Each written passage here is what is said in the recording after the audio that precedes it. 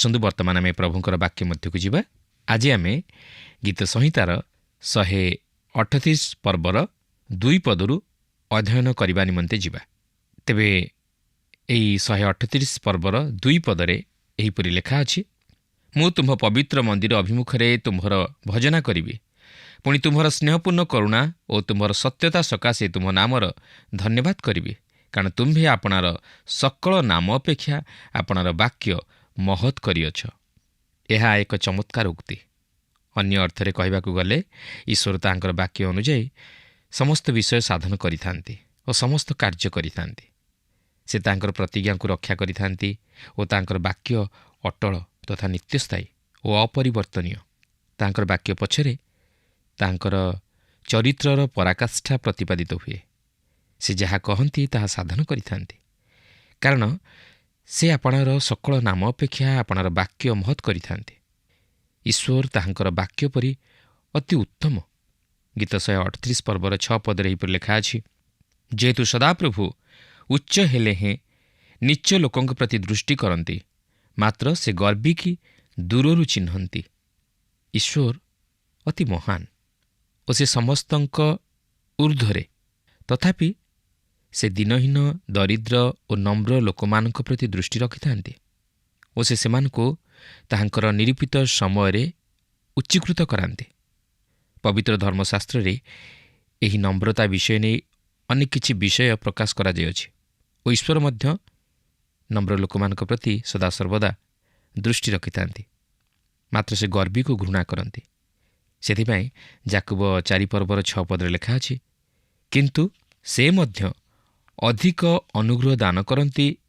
ଏଣୁ ଉକ୍ତ ଅଛି, ଈଶ୍ୱର ଅହଙ୍କାରୀମାନଙ୍କୁ ପ୍ରତିରୋଧ କରନ୍ତି, କିନ୍ତୁ ନମ୍ର ଲୋକମାନଙ୍କୁ ଅନୁଗ୍ରହ ଦାନ କରନ୍ତି। ଦେଖନ୍ତୁ, ପ୍ରଥମ ପିତର 5 ପର୍ବର 6 ପଦରେ ଏହିପରି ଲେଖା ଅଛି, ଅତଏବ ଈଶ୍ୱରଙ୍କ ବଳବନ୍ତ ହସ୍ତ ତଳେ ଆପଣା ଆପଣାକୁ ନତ କର, ଯେପରି ସେ ତୁମମାନଙ୍କୁ ଯଥା ସମୟରେ ଉନ୍ନତ କରିବେ।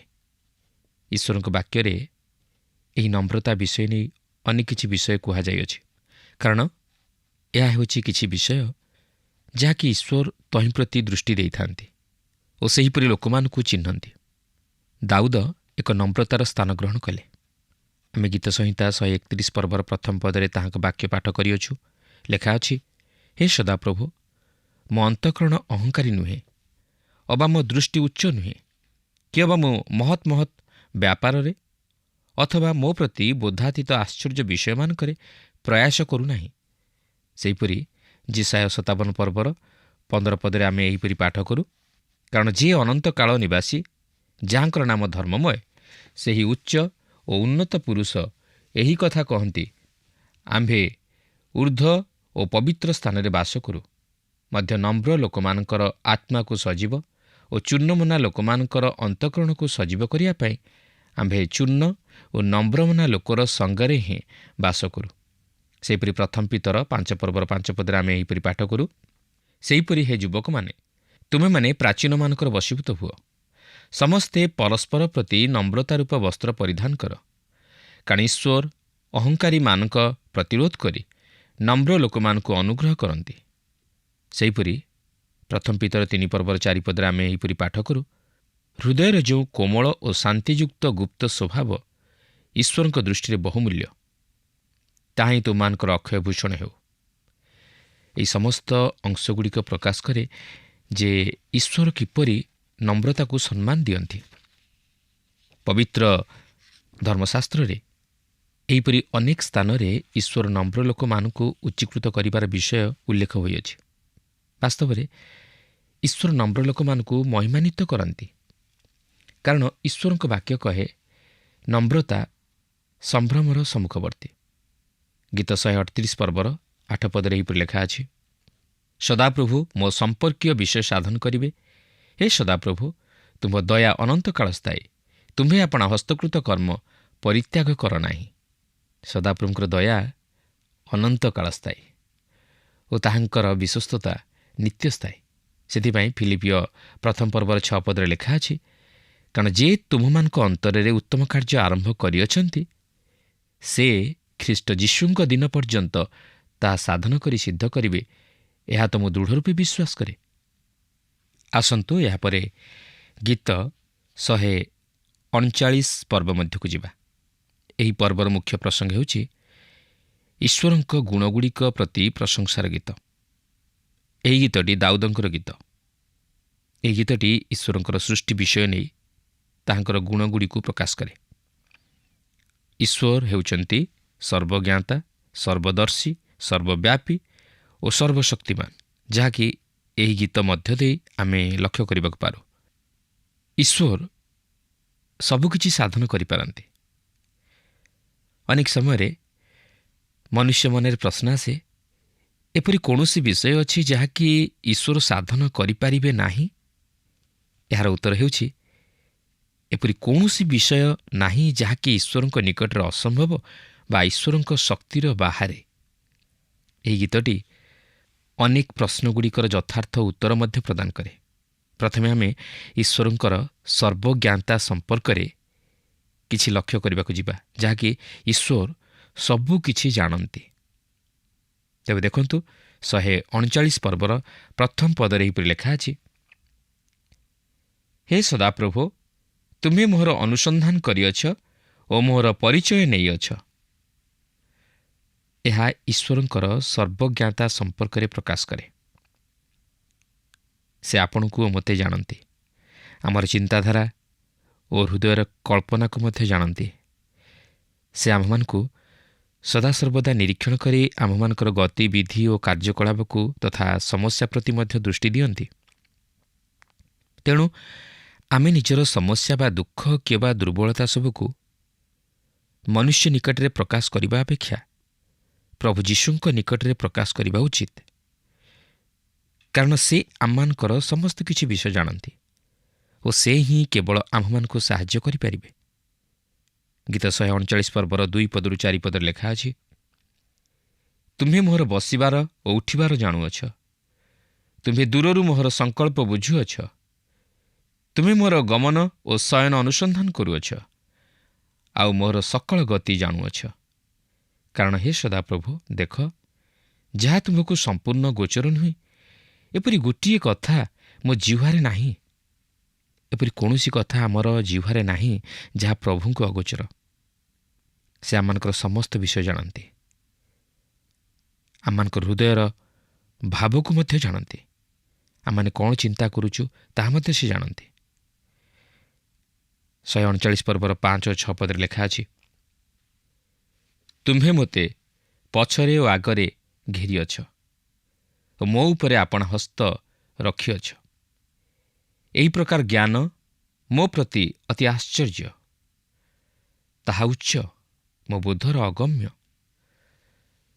ବାସ୍ତବରେ ଈଶ୍ୱରଙ୍କର ସଂକଳ୍ପ ସକଳ ଜ୍ଞାତ ହେବା ଓ ସେ କିପରି ତାହାଙ୍କର ସୃଷ୍ଟ ଜଗତକୁ ନିୟନ୍ତ୍ରଣ କରୁଅଛନ୍ତି ତାହା ଜାଣିବା ମନୁଷ୍ୟର ବୋଧର ଅଗମ୍ୟ। ମାତ୍ର ସେ ଆମମାନଙ୍କୁ ଜାଣନ୍ତି ଓ ଉଦ୍ଧାର କରନ୍ତି। ସେ ଆମ୍ଭମାନଙ୍କର ଭାର ମଧ୍ୟ ବହନ କରନ୍ତି ଓ ସେ ସମସ୍ତ କିଛି ଜାଣନ୍ତି। ତାଙ୍କ ନିକଟରେ କୌଣସି ବିଷୟ ଅଗୋଚର ନୁହେଁ। ସେ ଆମମାନଙ୍କର ପ୍ରତିଟି ପଦକ୍ଷେପକୁ ନିୟନ୍ତ୍ରଣ କରନ୍ତି। ଆମମାନଙ୍କର ପ୍ରତିଟି ବିଷୟକୁ ସେ ନିୟନ୍ତ୍ରଣ କରନ୍ତି। ଈଶ୍ୱରଙ୍କର ସର୍ବଜ୍ଞାତାର ବିଷୟ ଆମମାନଙ୍କୁ ଭୟଭୀତ କରାଇବା ପାଇଁ ନୁହେଁ, ମାତ୍ର ଆମମାନଙ୍କୁ ସାନ୍ତ୍ୱନା ଦେବା ପାଇଁ।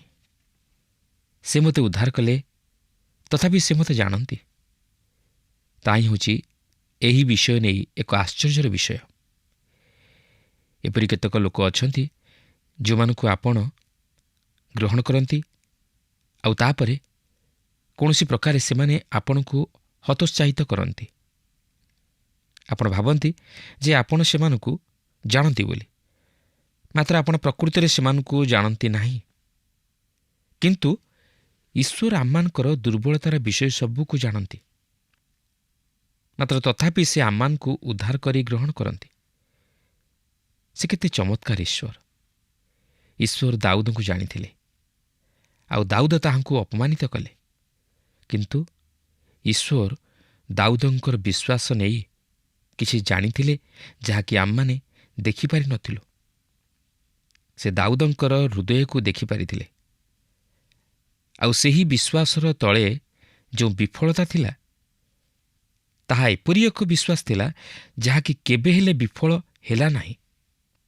ପ୍ରଭୁ ଯୀଶୁ ଜାଣିଥିଲେ ସିମୋନ ପିତର କ'ଣ କରିବା ପାଇଁ ଯାଉଅଛନ୍ତି।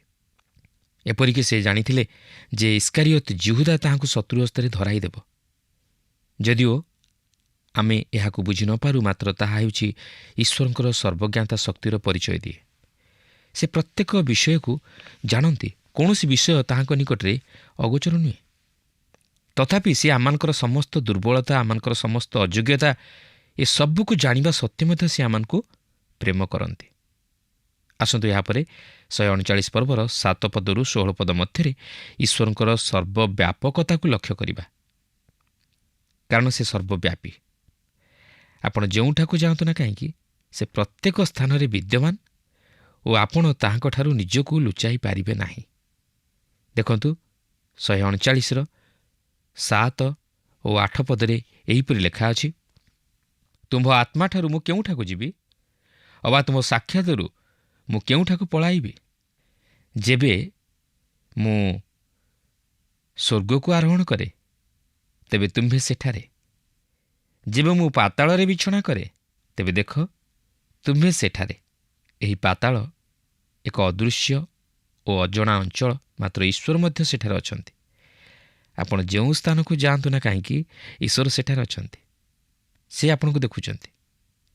ଆପଣ କେବେ ନିଜକୁ ଲୁଚାଇ ପାରିବେ ନାହିଁ। 139 ପର୍ବର 9 ପଦରୁ 12 ପଦ ମଧ୍ୟରେ ଲେଖା ଅଛି, ଯେବେ ମୁଁ ଅରୁଣର ପକ୍ଷ ଧରେ ଓ ସମୁଦ୍ରର ପ୍ରାନ୍ତ ସୀମାରେ ବାସ କରେ, ସେଠାରେ ହିଁ ତୁମ୍ଭର ହସ୍ତ ମୋତେ ଚଳାଇବ ଓ ତୁମର ଦକ୍ଷିଣ ହସ୍ତ ମୋତେ ଧରିବ। ଯେବେ ମୁଁ କହେ, ନିଶ୍ଚୟ ଅନ୍ଧକାର ମୋତେ ମଗ୍ନ କରିବ ଓ ମୋ ଚତୁର୍ଦିଗସ୍ଥ ଆଲୁଅ ରାତ୍ରି ହେବ, ତେବେ ଅନ୍ଧକାର ହିଁ ତୁମଠାରୁ ଲୁଚାଏ ନାହିଁ। ବରଞ୍ଚ ରାତ୍ରି ଦିବସ ପରି ଦୀପ୍ତିମାନ ହୁଏ। ତୁମ୍ଭ ପ୍ରତି ଅନ୍ଧାର ଓ ଆଲୁଅ ଦୁଇ ସମାନ। ଯଦିବା ଆପଣ ଚନ୍ଦ୍ରପୃଷ୍ଠକୁ ଚାଲିଯାଆନ୍ତି, ତଥାପି ଆପଣ ଈଶ୍ୱରଙ୍କ ଦୃଷ୍ଟିଗୋଚରରୁ ଦୂରେଇ ଯାଇପାରିବେ ନାହିଁ। ଏପରିକି ଆଲୋକ ଓ ଅନ୍ଧକାର ଏହି ଦୁଇ ତାହାଙ୍କ ନିକଟରେ ସମାନ। ତେଣୁକରି ଈଶ୍ୱରଙ୍କ ଦୃଷ୍ଟିଗୋଚରରୁ କୌଣସି ବିଷୟ ଗୁପ୍ତ ରଖିବାକୁ ଚେଷ୍ଟା କରିବା ମନୁଷ୍ୟର ମୂର୍ଖାମି। ଏପରିକି ଆମର ପାପ ମଧ୍ୟ ଆମେ ତାହାଙ୍କ ନିକଟରେ ସ୍ୱୀକାର କରିବା ଉଚିତ। ସେ ଆମମାନଙ୍କର ସମସ୍ତ ପାପକୁ ମଧ୍ୟ ଦେଖିଅଛନ୍ତି। ମାତ୍ର ସେ ଚାହାନ୍ତି ଯେପରି ତାହା ପାପ ବୋଲି ତାହାଙ୍କ ନିକଟରେ ଆମେ ସ୍ୱୀକାର କରୁ। ଜଣେ ବ୍ୟକ୍ତି ଥରେ ମୋତେ କହିଲେ, ଆପଣ କ'ଣ ଭାବୁଛନ୍ତି ଯେ ଆମମାନଙ୍କ ପାପ ବିଷୟ ନେଇ ଈଶ୍ୱରଙ୍କ ନିକଟରେ ସମସ୍ତ କିଛି ସ୍ୱୀକାର କରିବାକୁ ହେବ? ମୁଁ କହିଲି, ହଁ, ନିଶ୍ଚୟ ସେହିସବୁ ପ୍ରକାଶ କରନ୍ତୁ। ତା ଛଡ଼ା ସେ ମଧ୍ୟ ସେହିସବୁ ଜାଣନ୍ତି। ଆପଣ ଯେତେବେଳେ ସେହିସବୁ ପାପ କଲେ, ସେତେବେଳେ ସେ ମଧ୍ୟ ଉପସ୍ଥିତ ଥିଲେ। ତେଣୁ ଭଲ ହେବ ଆପଣ ଏହି ସମସ୍ତ ପାପ ବିଷୟରେ ତାହାଙ୍କ ସହ ଏକମତ ହୁଅନ୍ତୁ ଓ ତାହାଙ୍କ ନିକଟରେ ସେହିସବୁ ଅନୁତାପର ସହିତ ସ୍ୱୀକାର କରନ୍ତୁ। ସେ ଜାଣନ୍ତୁ ଯେ ଆପଣ ସେହିସବୁକୁ ପାପ ବୋଲି ବୁଝିପାରିଛନ୍ତି। ପ୍ରିୟ ବନ୍ଧୁ, ପାପ ସ୍ୱୀକାର କରିବା ହେଉଛି ଈଶ୍ୱରଙ୍କ ସହିତ ଏକମତ ହେବା। ଈଶ୍ୱର କହନ୍ତି ଏହା ହେଉଛି ପାପ, ଆଉ ଆପଣ ତାହାଙ୍କ ସହିତ ଏକମତ ହୋଇ କହନ୍ତି ଯେ ହଁ, ଏହା ପାପ। ପ୍ରିୟ ବନ୍ଧୁ, ଆପଣ ପାପ କରିପାରନ୍ତି, ମାତ୍ର ସେ ପାପକୁ ଯଦି ଆପଣ ପାପ ବୋଲି ସ୍ୱୀକାର ନ କରନ୍ତି, ତାହେଲେ ତାହା ହେଉଛି ମହାପାପ।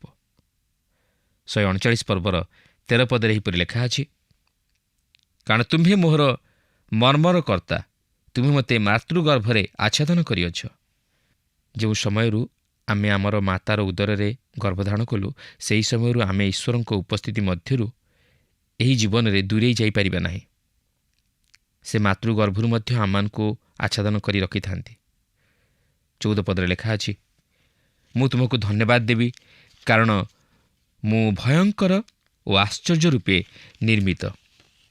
ପ୍ରକୃତରେ ମନୁଷ୍ୟ ଈଶ୍ୱରଙ୍କ ଦ୍ୱାରା ନିର୍ମିତ ଓ ତାହାଙ୍କ ଅଧୀନରେ ନିୟନ୍ତ୍ରିତ, ଓ ସେ ସଦାସର୍ବଦା ମନୁଷ୍ୟ ପ୍ରତି ଦୃଷ୍ଟି ରଖିଥାନ୍ତି, ଆଉ ପ୍ରତ୍ୟେକ ମନୁଷ୍ୟ ମଧ୍ୟ ତାହା ଜାଣନ୍ତି। 15 ଓ 16 ପଦରେ ଏହିପରି ଲେଖା ଅଛି, ମୁଁ ଗୋପନରେ ନିର୍ମିତ ଓ ପୃଥିବୀର ଅଧସ୍ଥାନରେ ଶିଳ୍ପିତ ହେବା ସମୟରେ ମୋହର ଅସ୍ଥିପଞ୍ଜର ତୁମ୍ଭଠାରୁ ଗୁପ୍ତ ନଥିଲା। ତୁମ୍ଭ ଚକ୍ଷୁ ମୋର ସେ ଅସମ୍ପୂର୍ଣ୍ଣ ପିଣ୍ଡ ଦେଖିଲା, ଓ ମୋର ଯେଉଁ ସବୁ ଅଙ୍ଗପ୍ରତ୍ୟଙ୍ଗ ଦିନକୁ ଦିନ ଗଠିତ ହେଲା, ତନ୍ମଧ୍ୟରୁ ଗୋଟିଏ ହେଲେ ନ ହେଉଣୁ ତାହା ସବୁ ତୁମ୍ଭ ପୁସ୍ତକରେ ଲିଖିତ ଥିଲା। ଏପରିକି ମାତୃଗର୍ଭରେ ଗର୍ଭଧାରଣ କରିବା ପୂର୍ବରୁ ଈଶ୍ୱର ଆମମାନଙ୍କର ବ୍ୟକ୍ତିତ୍ୱକୁ ଜାଣନ୍ତି, ଆମମାନଙ୍କର ଅସ୍ତିତ୍ୱକୁ ଜାଣନ୍ତି। ସେ ଆମମାନଙ୍କର ପ୍ରତ୍ୟେକଟି ଅଙ୍ଗ ପ୍ରତ୍ୟଙ୍ଗକୁ ମଧ୍ୟ ଗଣି ସାରିଥାନ୍ତି ଓ ଲେଖି ରଖିଥାନ୍ତି। ତେଣୁ ଆମମାନଙ୍କର ସୃଷ୍ଟି ମଧ୍ୟ ତାହାଙ୍କଠାରୁ ଗୁପ୍ତ ନୁହେଁ, କାରଣ ସେ ଆମମାନଙ୍କର ସୃଷ୍ଟି ପୂର୍ବରୁ ହିଁ ଅଛନ୍ତି ଓ ଆମମାନଙ୍କୁ ତାଙ୍କର ଇଚ୍ଛା ଅନୁଯାୟୀ ନିର୍ମାଣ କରିଅଛନ୍ତି।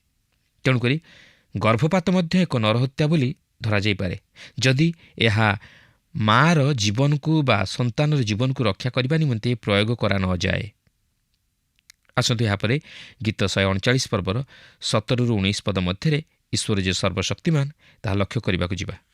ଦେଖନ୍ତୁ ଗୀତ 139 ପର୍ବର 17 ଓ 18 ପଦରେ ଏହିପରି ଲେଖା ଅଛି, ହେ ପରମେଶ୍ୱର, ଆହୁରି ତୁମ୍ଭର ସଂକଳ୍ପ ସକଳ ମୋ ପ୍ରତି କିପରି ବହୁମୂଲ୍ୟ, ତହିଁର ସଂଖ୍ୟା କିପରି ଅଧିକ।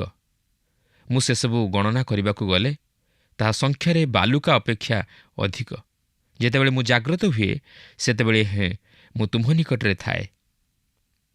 ପ୍ରିୟ ବନ୍ଧୁ, ଈଶ୍ୱର ଆମମାନଙ୍କୁ ପ୍ରେମ କରନ୍ତି ଓ ଯେଉଁ ଈଶ୍ୱର ଆମମାନଙ୍କୁ ପ୍ରେମ କରନ୍ତି ସେ ସର୍ବଶକ୍ତିମାନ।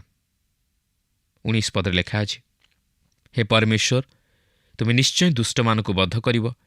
ଏହେତୁ ହେ ରକ୍ତ ପିପାସୁ ଲୋକମାନେ, ତୁମେମାନେ ମୋ ନିକଟରୁ ଦୂର ହୁଅ। ଏହି ଗୀତରେ ଦୁଷ୍ଟ ଓ ଧାର୍ମିକ ଉଭୟଙ୍କ ବିଷୟ ନେଇ ପ୍ରକାଶ କରାଯାଇଅଛି। ଈଶ୍ୱର କହନ୍ତି ଯେ ସେ ଦୁଷ୍ଟମାନଙ୍କର ବିଚାର କରିବେ ଓ ସେ ତାହାଙ୍କ ଲୋକମାନଙ୍କର ପ୍ରାର୍ଥନା ଶୁଣିବେ। ପ୍ରଭୁଙ୍କ ନାମର ଧନ୍ୟବାଦ ହେଉ ଯେ ସେ ସମସ୍ତ ବିଷୟ ଜାଣନ୍ତି ଓ ସମସ୍ତ ସାଧନ କରିପାରନ୍ତି ଓ ସବୁ ସ୍ଥାନରେ ବିଦ୍ୟମାନ ଅଛନ୍ତି। ସେ ନ୍ୟାୟ ବିଚାର ରକ୍ଷା କରନ୍ତି। ଆସନ୍ତୁ ଏହାପରେ ଗୀତ 140 ପର୍ବ ମଧ୍ୟକୁ ଯିବା। ଏହି ପର୍ବରେ ଦୁଷ୍ଟ ଲୋକ ହସ୍ତରୁ ଉଦ୍ଧାର ପାଇବା ନିମନ୍ତେ ପୁନର୍ବାର ପ୍ରାର୍ଥନାର ବିଷୟକୁ ଆମେ ଲକ୍ଷ୍ୟ କରିବାକୁ ପାରିବା। ଏହି 140 ଗୀତଟି ଭାଉଆଣୀ ଆକାରରେ ଯୁଗାନ୍ତ ସମୟର ବିଷୟକୁ ଆଣି ଉପସ୍ଥାପିତ କରେ, ଯେତେବେଳେ ଇସ୍ରାଏଲର ଅବଶିଷ୍ଟାଂଶ ସେହି ଭଣ୍ଡ ଖ୍ରୀଷ୍ଟର ସମ୍ମୁଖୀନ ହେବେ, ଯେ କି ସେହି ମିଥ୍ୟା ମସିହ ଓ ପାପର ମନୁଷ୍ୟ। ଏହା ଦାଉଦଙ୍କର ପ୍ରାର୍ଥନା, ଯିଏକି ସୁରକ୍ଷା ପାଇବା ନିମନ୍ତେ ପ୍ରାର୍ଥନା କରନ୍ତି, କାରଣ ଦୁଷ୍ଟ ଲୋକମାନେ ତାହାଙ୍କର ଚତୁଃପାର୍ଶ୍ୱରେ ଘେରି ରହିଅଛନ୍ତି। ଏହି ସମୟରେ ଦାଉଦ ଏକ ପ୍ରକାରର ଚାପ ମଧ୍ୟରେ ଥିଲେ ଓ ଆମେ ବିଶ୍ୱାସ କରୁ ଯେ ଏହି ଚାପ ସାଉଲଙ୍କ ଆଡ଼ୁ ପଡ଼ିଥିଲା, ଯେ କି ସେହି ଅନିଷ୍ଟକାରୀ ମନୁଷ୍ୟର ଏକ ଅସ୍ପଷ୍ଟ ଛାୟା ସ୍ୱରୂପ ଥିଲା, ଯାହାଙ୍କ ବିଷୟ ନେଇ ପ୍ରେରିତ ପାଉଲ 2 ଥେସଲୋନିକୀର 2 ଅଧ୍ୟାୟରେ ଉଲ୍ଲେଖ କରିଅଛନ୍ତି। ଏହି ଗୀତ ମଧ୍ୟ ଦେଇ ଆପଣଙ୍କ ନିମନ୍ତେ ଓ ମୋ ନିମନ୍ତେ ମଧ୍ୟ କିଛି ଶିକ୍ଷା ମିଳେ। ଆମ୍ଭେମାନେ ମଧ୍ୟ ଏହିପରି ପ୍ରାର୍ଥନା କରିପାରିବା। ତେବେ ଦେଖନ୍ତୁ ଗୀତ 140 ପର୍ବର ପ୍ରଥମ ପଦରେ ଏହିପରି ଲେଖା ଅଛି, ହେ ସଦାପ୍ରଭୁ, ଦୁର୍ଜନଠାରୁ ମୋତେ ଉଦ୍ଧାର କର, ଦୌରାତ୍ମ୍ୟକାରୀ ମନୁଷ୍ୟଠାରୁ ମୋତେ ରକ୍ଷା କର। ଏହି ଅଂଶରେ ଆମେ ସେହି ଭଣ୍ଡ ଖ୍ରୀଷ୍ଟର ଉପାଧି ଲକ୍ଷ୍ୟ କରୁଅଛୁ। ସେ ଦୁର୍ଜନ ଓ ଦୌରାତ୍ମ୍ୟକାରୀ ମନୁଷ୍ୟ ଭାବରେ ନାମିତ ହୋଇଅଛି। ମାତ୍ର ଯୋହନ କହନ୍ତି ଅନେକ ଭଣ୍ଡ ଖ୍ରୀଷ୍ଟ ଅଛନ୍ତି। ପ୍ରଥମ ଯୋହନ 2 ପର୍ବର 18 ପଦରେ ଲେଖା ଅଛି, ହେ ବତ୍ସ୍ୟଗଣ, ଶେଷକାଳ ଉପସ୍ଥିତ, ପୁଣି ଖ୍ରୀଷ୍ଟାରୀ ଆସିବ ବୋଲି ତୁମେମାନେ ଯେପରି ଶୁଣିଥିଲ, ସେହିପରି ଏବେ ମଧ୍ୟ ଅନେକ ଖ୍ରୀଷ୍ଟାରୀ ଉଠିଲେଣି। ଏତଦ୍ୱାରା ଆମ୍ଭେମାନେ ଜାଣୁଅଛୁ ଯେ ଶେଷକାଳ ଉପସ୍ଥିତ। ମୁଁ ନିଶ୍ଚିତ ଯେ ଆମମାନଙ୍କ ମଧ୍ୟରୁ ଅନେକ ସେହିପରି ଲୋକମାନଙ୍କର ସଂସ୍ପର୍ଶରେ ଆସିଅଛୁ। ଆଜି ମଧ୍ୟ ଆମେ ସେହିପରି ଭ୍ରାନ୍ତ ଶିକ୍ଷାର ସମ୍ମୁଖୀନ ହେଉଅଛୁ, ଏପରିକି ଖ୍ରୀଷ୍ଟ ବିରୋଧୀ ଲୋକମାନଙ୍କର ସମ୍ମୁଖୀନ ହେଉଅଛୁ। ଦାଉଦଙ୍କର ପ୍ରାର୍ଥନା ଥିଲା ଯେପରି ସେ ଏହିପରି ଦୌରାତ୍ମ୍ୟକାରୀ ତଥା ଦୁର୍ଜନମାନଙ୍କ ହସ୍ତରୁ ରକ୍ଷା ପାଇବାକୁ ପାରନ୍ତି। ଆଜି ମଧ୍ୟ ଆମମାନଙ୍କର ଏହିପରି ପ୍ରାର୍ଥନା ହେବା ଉଚିତ, ଯେପରି ଆମେ ସେହି ଭଣ୍ଡ ଖ୍ରୀଷ୍ଟମାନଙ୍କ ଭ୍ରାନ୍ତ ଶିକ୍ଷାରୁ ଓ ସେମାନଙ୍କ କବଳରୁ ରକ୍ଷା ପାଉ। ଏହାପରେ 140 ପର୍ବର 2 ଓ 3 ପଦରେ ଏହିପରି ଲେଖା ଅଛି, ସେମାନେ ମନେ ମନେ କୁକଳ୍ପନା କରନ୍ତି, ସେମାନେ ଯୁଦ୍ଧ କରିବାକୁ ପ୍ରତିଦିନ ଏକତ୍ରିତ ହୁଅନ୍ତି। ସେମାନେ ସର୍ପ ପରି ଆପଣା ଆପଣା ଜିହ୍ୱା ତୀକ୍ଷ୍ଣ କରିଅଛନ୍ତି। ସେମାନଙ୍କ ଓଷ୍ଠାଧର ତଳେ କାଳସର୍ପର ଗରଳ ଥାଏ। ପାଉଲ ମନୁଷ୍ୟ ଜାତି ବିଷୟ ନେଇ ଠିକ୍ ସେହିପରି ଭାବେ ପ୍ରକାଶ କରନ୍ତି, ଯାହାକି ରୋମିଓ 3 ପର୍ବର 10 ପଦରୁ 18 ପଦ ମଧ୍ୟରେ ଉଲ୍ଲେଖ ହୋଇଅଛି। ମନୁଷ୍ୟର ଓଷ୍ଠାଧର କାଳସର୍ପର ଗରଳରେ ପରିପୂର୍ଣ୍ଣ। ମନୁଷ୍ୟର ଜିହ୍ୱା ଏକ ଆଟମ୍ବମ୍ ପରି ଧ୍ୱଂସ କରିଦେଇପାରେ। ଏହା ମନୁଷ୍ୟର ଖ୍ୟାତିକୁ ଧ୍ୱଂସ କରିଦେଇପାରେ ଓ ତାର ଜୀବନକୁ କଳଙ୍କିତ କରିଦେଇପାରେ। 4 ପଦରେ ଲେଖା ଅଛି, ହେ ସଦାପ୍ରଭୁ, ଦୁଷ୍ଟର ହସ୍ତରୁ ମୋତେ ରଖ, ଦୌରାତ୍ମ୍ୟକାରୀ ମନୁଷ୍ୟଠାରୁ ମୋତେ ରକ୍ଷା କର। ସେମାନେ ବିପଥକୁ ମୋ ଚରଣ ପେଲିଦେବା ପାଇଁ କଳ୍ପନା କରିଅଛନ୍ତି। ଏହା ହିଁ ଥିଲା ଭକ୍ତ ଦାଉଦଙ୍କର ପ୍ରାର୍ଥନା, ଯେପରି ସେ ଦୁଷ୍ଟମାନଙ୍କ କବଳରୁ ରକ୍ଷା ପାଆନ୍ତି। ଏହା ମଧ୍ୟ ସେହି ଇସ୍ରାଏଲର ଅବଶିଷ୍ଟାଂଶଙ୍କ ପ୍ରାର୍ଥନା, ଯାହାକି ସେମାନେ ସେହି ମହାକ୍ଲେଶର ସମୟରେ ପ୍ରାର୍ଥନା କରିବେ। ଏହି ଅନୁଗ୍ରହର ଯୁଗରେ ଏହା ଖ୍ରୀଷ୍ଟ ବିଶ୍ୱାସୀର ପ୍ରାର୍ଥନା ନୁହେଁ। କିନ୍ତୁ ସେ ଯାଉନା କାହିଁକି, ଯେଉଁ ଲୋକମାନେ ସେହି ମହାକ୍ଲେଶର ସମୟରେ ଥିବେ ଓ ବ୍ୟବସ୍ଥାର ଅଧୀନରେ ଫେରିଥିବେ, ସେମାନେ କାହିଁକି ସେହି ସ୍ୱର୍ଗୀୟ ବିଚାର ଓ ଦଣ୍ଡ ନିମନ୍ତେ ପ୍ରାର୍ଥନା କରିବେ ନାହିଁ, ସେଥିରେ ମୁଁ କୌଣସି କାରଣ ଦେଖିବାକୁ ପାଏ ନାହିଁ। ଏହାପରେ ଗୀତ 140 ପର୍ବର 8 ପଦରୁ 10 ପଦ ମଧ୍ୟରେ ଏକ ପ୍ରତିଶୋଧମୂଳକ ପ୍ରାର୍ଥନା ଲକ୍ଷ୍ୟ କରୁଅଛୁ, ଯାହାକି ଦାଉଦ ପ୍ରାର୍ଥନା କରନ୍ତି। କିନ୍ତୁ ଏହି ଅନୁଗ୍ରହର ଯୁଗରେ ଖ୍ରୀଷ୍ଟ ବିଶ୍ୱାସୀମାନଙ୍କ ନିମନ୍ତେ ଏପରି ପ୍ରାର୍ଥନା କରିବା ଉଚିତ ନୁହେଁ। ଦେଖନ୍ତୁ, ଏଠାରେ ଏହିପରି ଲେଖା ଅଛି, ହେ ସଦାପ୍ରଭୁ, ଦୁଷ୍ଟର ବାଞ୍ଛା ପ୍ରଦାନ କର ନାହିଁ, ତାହାର କୁକଳ୍ପନା ସିଦ୍ଧ କର ନାହିଁ। କେଜାଣି ସେମାନେ ଆପଣାମାନଙ୍କୁ ଗର୍ବିତ କରିବେ। ଯେଉଁମାନେ ମୋତେ ଘେରିଅଛନ୍ତି, ସେମାନଙ୍କ ନିଜ ଓଷ୍ଠାଧରର ଦୌରାତ୍ମ୍ୟ ସେମାନଙ୍କ ମସ୍ତକକୁ ଆଚ୍ଛାଦନ କରୁ।